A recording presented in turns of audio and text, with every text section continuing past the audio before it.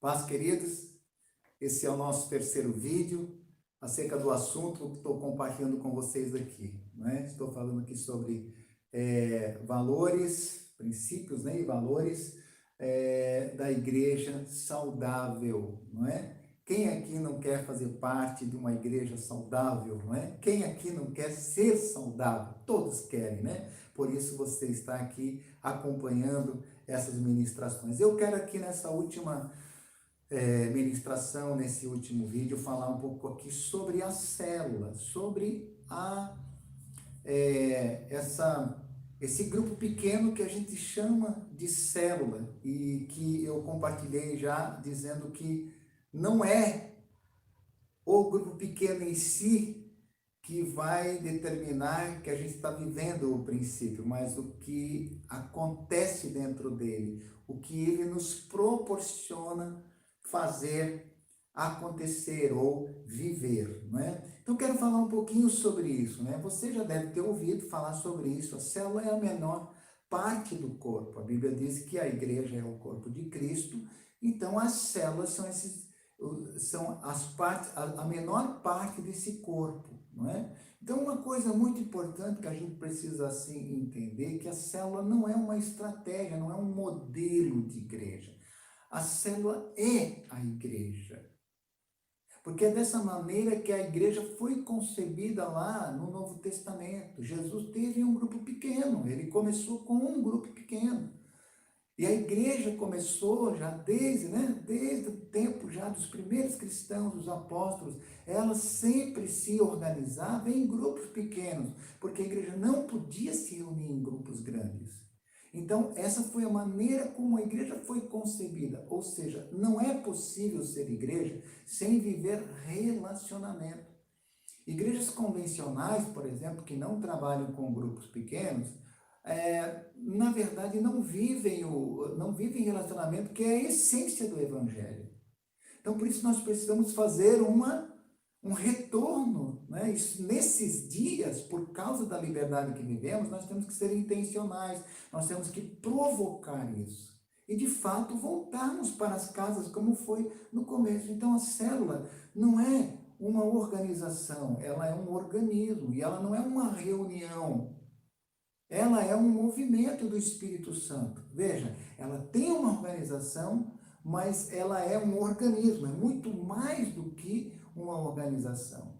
Você já ouviu falar pessoas dizendo assim, hoje vai ter célula? Na verdade, a maneira errada de se expressar, porque a célula não é uma coisa que acontece. A célula existe, a célula é uma família, não é? Eu não sou família, por exemplo, agora eu quero falar da minha família biológica, né? Eu não sou família, eu, os meus filhos, meus netos, né, genros, nós, porque a gente se reúne. Não, porque é família, é que a gente se reúne. Então, assim, agora hoje vai ter família? Não, nós somos família. Então, quando eu me reúno com a minha família, eu não falo isso para os meus filhos. Pessoal, hoje vai ter família. Mas tem pessoas que agem dessa maneira, porque para muitas delas, a célula é um evento, a célula é um acontecimento, a célula é uma reunião. Não, a célula é uma família espiritual. E porque nós somos família, é que nós nos reunimos. Nós gostamos de nos reunir. É prazer estar reunido, não é um peso, um compromisso, ai meu Deus, é mais um programa da igreja. Não, ela é o estilo de vida da igreja. A igreja vive esse estilo de vida. Então, a vida em células, na verdade, é o que nós fazemos de mais importante numa igreja em células. É a maior ênfase que a gente dá a isso, não é? É as células, a vida em células, não é? Então veja, né, as reuniões de domingo, as reuniões coletivas, né, ela tem a sua importância, mas a essência, a qualidade mesmo dos cristãos se estabelece lá no grupo pequeno, porque lá no grupo pequeno as pessoas têm a oportunidade de praticar, de colocar em prática tudo aquilo que é ensinado no grupo grande ou nos seminários, né, nas salas de aula, sei lá. Não é? Então, nós precisamos desse ambiente que nos proporciona a condição de obedecermos, de aplicarmos tudo aquilo que nós estamos ouvindo. Então, você já ouviu dizer, né?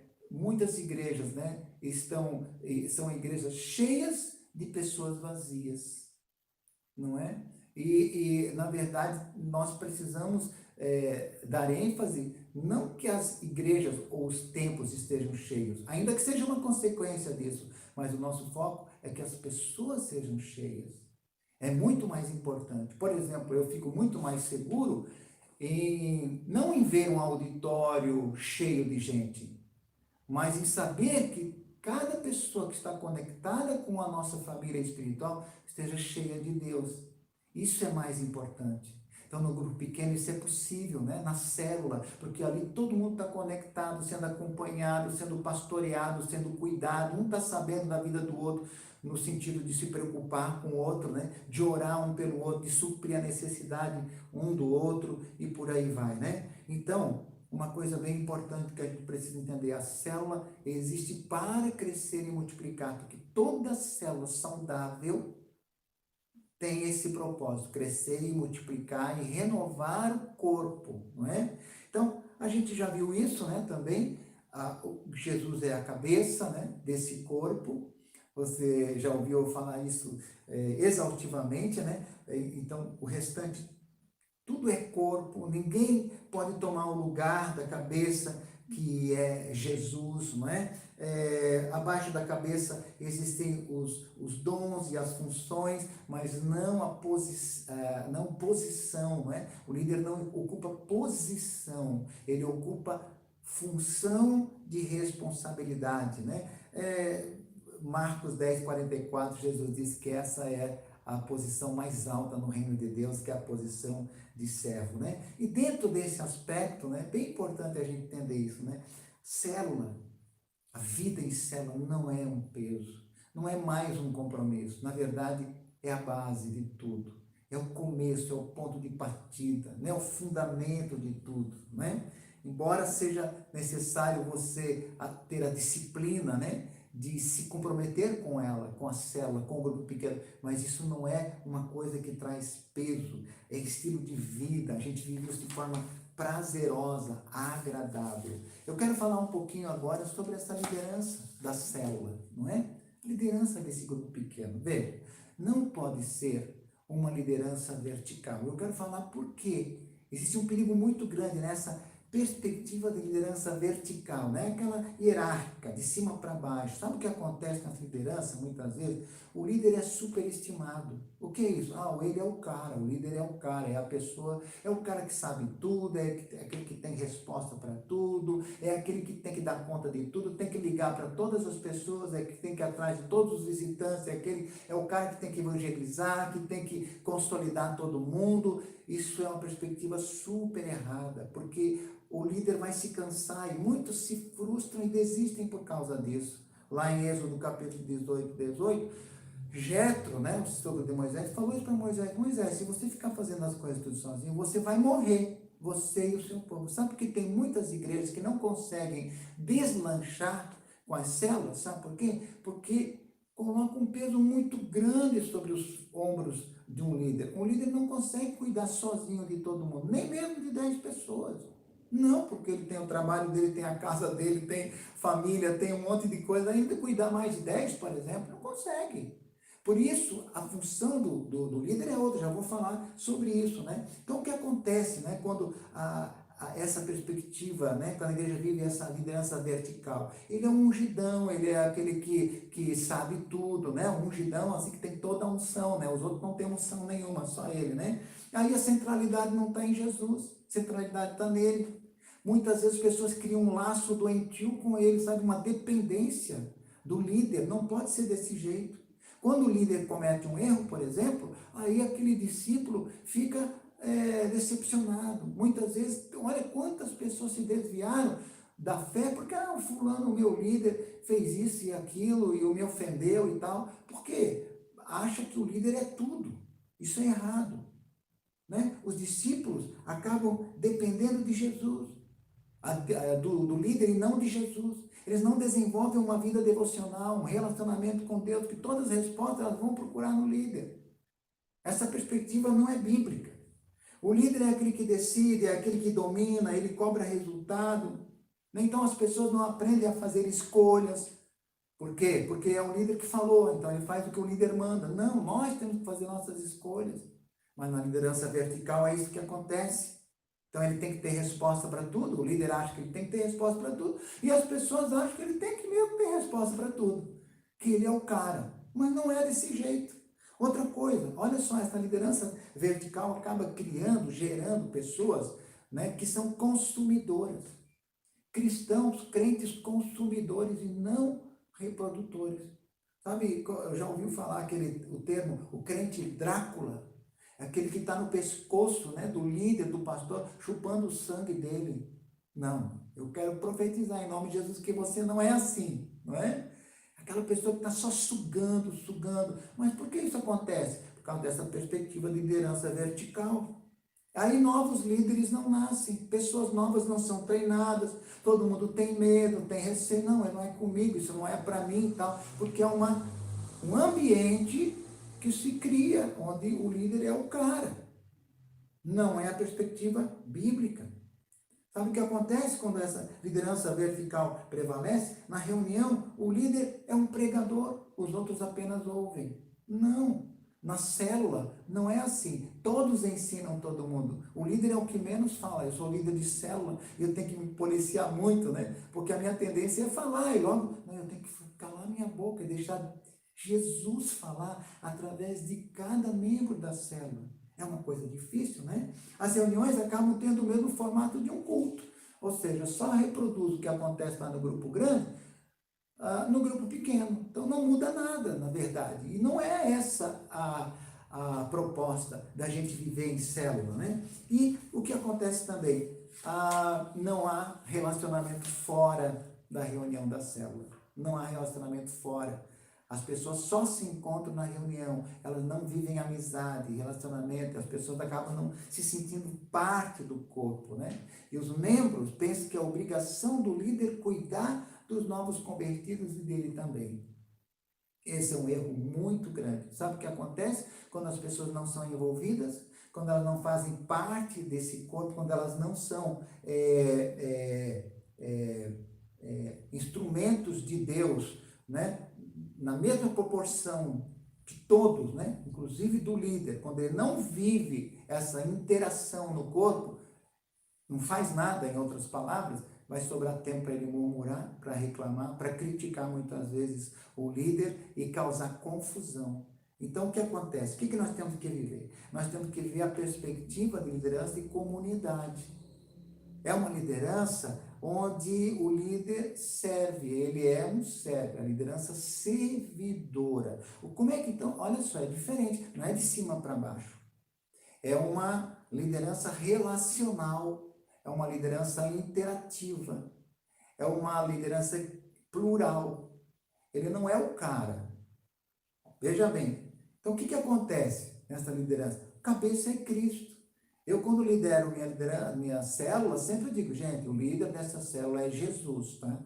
Eu sou apenas um instrumento nas mãos dele, mas é Jesus que está liderando aqui. Todo mundo deve estar conectado com Jesus. Ele que vai liderar essa célula. É muito importante dar essa ênfase sempre. Cabeça é Cristo. O líder não tem posição, ele tem apenas uma função, como eu já disse, de responsabilidade. Aí o que acontece? O líder não se cansa. O líder não se cansa porque todos ajudam a carregar a carga. Sabe? O peso está distribuído entre todos. Todos cuidam de todos. Olha que coisa forte isso. Como um líder de célula precisa mobilizar, ele precisa estimular isso. Todos, na verdade, têm a oportunidade de usar os seus dons, seus talentos, não é? As suas habilidades para ajudar uns aos outros. Por isso que a Bíblia diz que é o corpo que faz o seu próprio aumento, como nós vimos no outro vídeo, né? Porque aí tem saúde espiritual. E o que acontece nessa liderança servidora, não é? A perspectiva está em Cristo. Veja, quando uma célula tem essa liderança de cima para baixo, as pessoas colocam a expectativa delas no líder. E muitas colocam a expectativa delas até mesmo na célula, nas pessoas. Está errado. A nossa expectativa tem que estar em Jesus.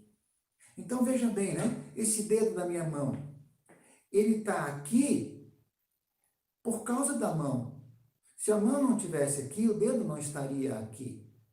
No entanto, esse dedo se mexe porque ele está conectado à cabeça por meio do sistema nervoso.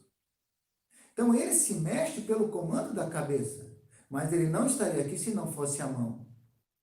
Assim é o corpo de Cristo. Nós estamos conectados uns aos outros. Não existiríamos se não fossem os nossos irmãos. Mas o comando vem sempre da cabeça. Mas ele vem da cabeça e passa pela mão. Ele passa pelos outros membros. Você está entendendo? Então, por isso, você tem que estar conectado ao cabeça para que aquilo que o cabeça Cristo tem vai passar por você para atingir o seu irmão. E o seu irmão, da mesma maneira, vai edificar a sua vida, não daquilo que vem da alma dele, da cabeça dele, do achismo dele, do pensamento dele, não, aquilo que vem da cabeça, que é Cristo, que passa por ele e atinge você. Olha que coisa interessante. Então, veja, num ambiente desse, o líder não tem todas as respostas. Ele é como qualquer pessoa, ele é frágil, ele tem fraqueza, ele precisa de oração, ele precisa do apoio de todos. O líder não é o pregador, o sabe tudo, mas ele é um facilitador, ele estimula todos a serem instrumentos de Deus para abençoar uns aos outros. O líder é um conselheiro, um ajudador, ele é um servo de todos. Então ele estimula, né, todos a viver a vida de relacionamento, a interação, ele estimula os discípulos a ministrarem uns aos outros. Escuta, sabe, quando um líder age dessa maneira, ele não é o super-homem, ele não é o super-ungidão, ele é frágil, ele ganha mais autoridade. Quando ele sabe dizer, queridos, eu sou fraco, eu tenho essa e essa e essa fraqueza. Quando ele é o primeiro, por exemplo, numa reunião de célula, dizer, olha, querido, a palavra de Deus falou comigo no domingo, isso na minha vida eu preciso mudar e preciso melhorar. Orem por mim. Nós fazemos basicamente 3 perguntinhas na nossa reunião de célula, todas as semanas. A mesma pergunta. O que Deus falou com você através dessa palavra que nós ouvimos no domingo, né? O que Deus falou mais com você nessa palavra do domingo? Então você vai lá e compartilha. Agora, o que você vai fazer com base nisso? O primeiro que tem que dizer é o líder. Olha, Deus falou isso comigo, assim, assim. E eu decidi que eu preciso fazer isso, eu quero colocar em prática isso. E a terceira pergunta, como podemos orar por você? Então ele diz, olha, orem por mim, para que eu consiga isso, assim. Ou seja, viver a prática dessa palavra. Simples demais. É o momento, o ambiente da prática. Então a reunião da célula, como é que acontece? Ela é dinâmica. Sabe, todo mundo abre o coração, fala de si, sabe? Não é pregar, porque todo mundo gosta de pregar numa reunião, né? Olha isso e tal, Deus falou isso e tal, mas o que falou para você? Sabe, numa reunião de célula tem que falar de nós. Deus falou comigo, eu fui impactado na minha vida, eu preciso mudar isso assim. Quem sabe coisas que você já começou a colocar em prática, já viu o resultado e vai compartilhar na célula, né? Das coisas que Deus está falando com você. Aí você ora um pelos outros. Então veja, a célula é lugar de gerar consciência de que todos são necessários e todos são responsáveis uns pelos outros. E como nós já dissemos aqui, não existe conquista pessoal. Todos são alcançados por todos. Por isso, todos são responsáveis por todos. Por isso, a célula, o ambiente da célula, o ambiente, não é a reunião da célula, o ambiente da célula, que é um ambiente espiritual, 7 dias por semana. Esse ambiente é um ambiente consolidador. Um consolida o outro. Consolidação não é técnica, é amor. Então, como é que nós fazemos nossas reuniões da célula, né? Ela é para a edificação. Todos participam, assunto é a aplicação, né? Quando alguém se expressa na reunião, ele não fala para o líder apenas, ele fala para todos. Olha a importância, né, de entender isso. Todos é que estão participando, né? O propósito da célula acontece, que são os 5 propósitos: adoração, o serviço, o evangelismo, o discipulado, a comunhão, não é? Sabe quando o que a gente faz quando reúne? A gente fala sobre o que a célula está fazendo. Toda reunião, na minha célula, nós falamos de pessoas que nós falamos, estamos falando de Jesus, testemunhando para elas, estamos fazendo aliança de oração, que eu já vou falar sobre isso, né? As pessoas que estão sendo evangelizadas, como elas estão nesse processo, nós oramos nominalmente por elas, ou seja, a célula está olhando para fora, ela está olhando para fora, ela tem uma missão lá fora, não é para reunir todo mundo só ficar ali compartilhando e, né, desculpa o termo aqui, lambendo uns aos outros, não, para a gente poder, de certa maneira, afiar as nossas armas, nossas espadas e tal, porque a guerra ela é fora, sabe? É no mundo, no lugar onde nós fomos colocados por Deus, né? Por isso, queridos, que nós precisamos muito considerar a questão do evangelismo. Como é que funciona o evangelismo na célula? A célula, por que a célula existe? Porque a célula é, na verdade, o cumprimento da missão. A célula é a maneira de nós sairmos das quatro paredes. A célula é a igreja lá na comunidade, lá na casa das pessoas, sabe? É alcançando as pessoas que muitas vezes não vêm para os nossos templos, para o nosso ambiente. Às vezes nós temos ainda esse pensamento achando que nós temos que trazer as pessoas lá do ambiente delas para o nosso, mas para elas muitas vezes esse ambiente não diz nada, é tão antagônico, tão estranho. Nós é que temos que falar a linguagem delas, nós temos que ir onde as pessoas estão, não é?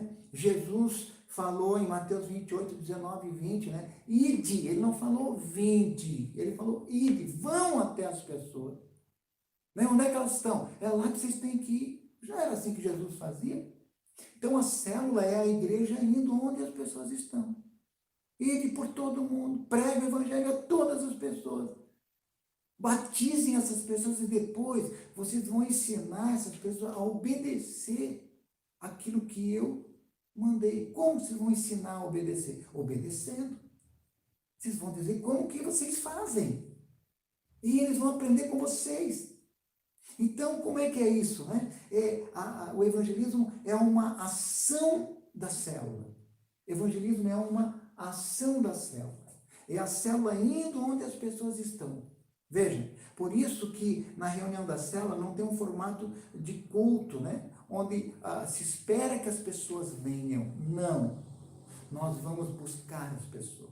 Eu não sei quanto a vocês, mas aqui a nossa realidade em Blumenau, se nós convidarmos alguém para ir na casa de tal pessoa para uma reunião, elas não vão. Óbvio que elas não vão. Elas não conhecem, é estranho. Agora, se eu disser, olha, eu vou lá, eu busco você, eu me encontro com você, então eu levo você comigo na reunião, aí elas vão.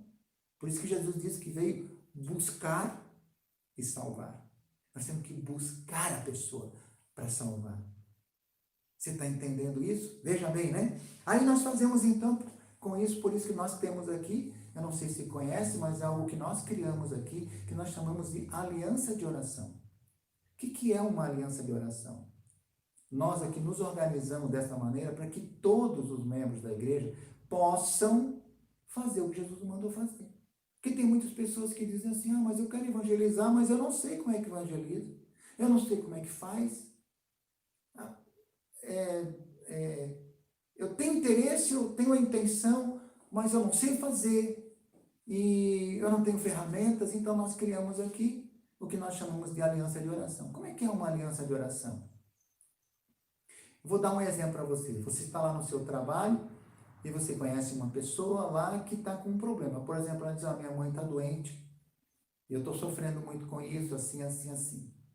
E você na conversa diz para ele, escuta, eu posso orar pela sua mãe? Ele vai dizer, claro que eu quero que você ore. Todo mundo quer oração. Aí você vai dizer assim, eu quero fazer uma aliança de oração com você. Uau, aliança de oração? Sim, eu vou orar com você, por você, né, e pela sua mãe durante 8 semanas para ela ser curada. Você aceita? 99% das pessoas dizem sim. Aí você vai um pouquinho mais adiante e diz assim, então você me dá 1 hora da sua semana. Ele vai perguntar para quê? É porque além de orar, eu queria compartilhar alguma coisa de Deus com você. Nessa hora, ela está muito sensível para as coisas espirituais. Ela vai aceitar. E você então começa 1 vez por semana, durante 8 semanas, você vai falar com essa pessoa sobre 8 aspectos do Evangelho. São 8 aspectos. É sobre o amor de Deus, sobre o pecado, sobre o arrependimento, o perdão, a graça, o novo nascimento, a nova vida em Cristo e, finalmente, a aliança. 8 semanas. Você vai estar falando sobre esses aspectos do Evangelho para ela entendendo o Evangelho. O que acontece muitas vezes, sabe, é que nessa aliança de oração, as pessoas começam a entender o Evangelho de uma forma fantástica. Eu estou atualmente, eu e minha esposa, fazendo aliança de oração com 3 pessoas. Uma mulher, cujo marido ainda não está, mas vai chegar, e mais um casal. Estamos fazendo agora, no momento aqui em Blumenau, não tem outro jeito, estamos fazendo virtualmente, online, né? pelo WhatsApp. E está sendo uma bênção tremenda. Nós estamos na 6ª semana. E a gente percebe como eles vão entendendo o Evangelho, à medida que a gente vai falando sobre isso.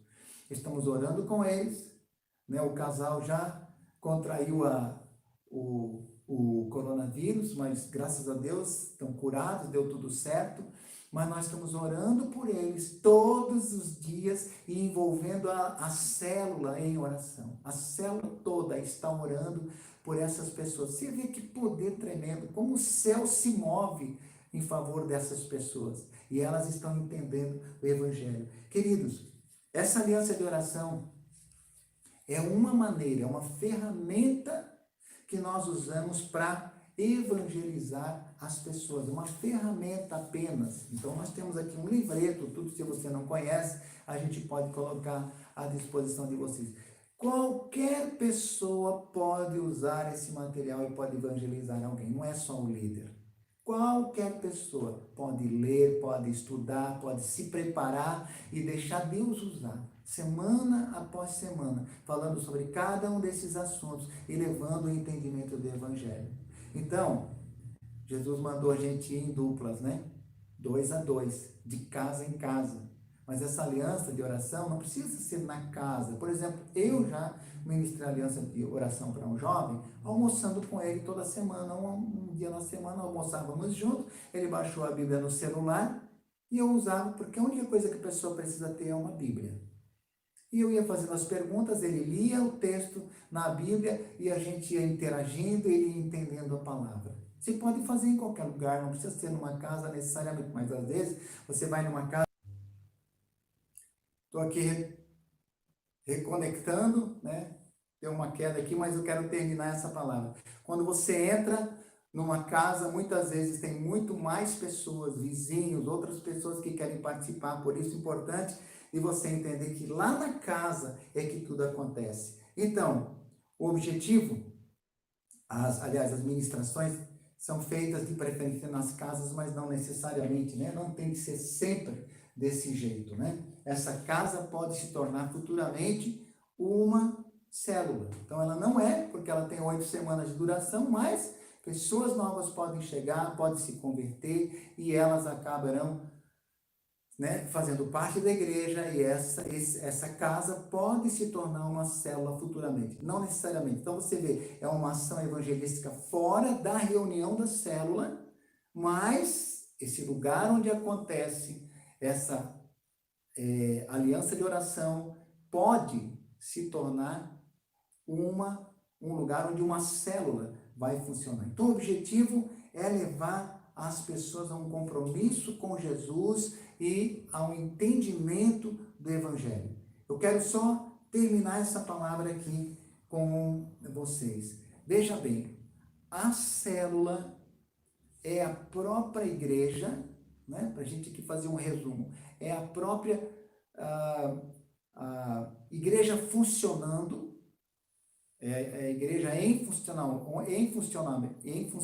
onde cada membro funciona e ela cumpre o seu papel, ela cumpre a sua função no lugar onde ela está. Então, aquela casa, aquele lugar onde ela reúne, é como uma luz, como um farol que atrai a presença de Deus. Você que faz parte de uma célula, eu queria desafiar você a de fato fazer parte. Não apenas se conformar em ser mais um na lista de pessoas daquela célula. Não. Mas dizer, Deus, eu quero de fato viver isso. Eu quero vivenciar, eu quero ter a experiência da vida em comunidade. Eu quero aprender a depender de Deus. Eu quero aprender a interdependência com os meus irmãos. Eu quero cumprir a minha missão. Como Jesus falou, vão de dois em dois, de casa em casa. Não que você tenha que bater na porta, como faz os testemunhos de Jeová. Se quiser fazer, faz também, não está errado. Está certo fazer isso também. Mas nem sempre isso é necessário.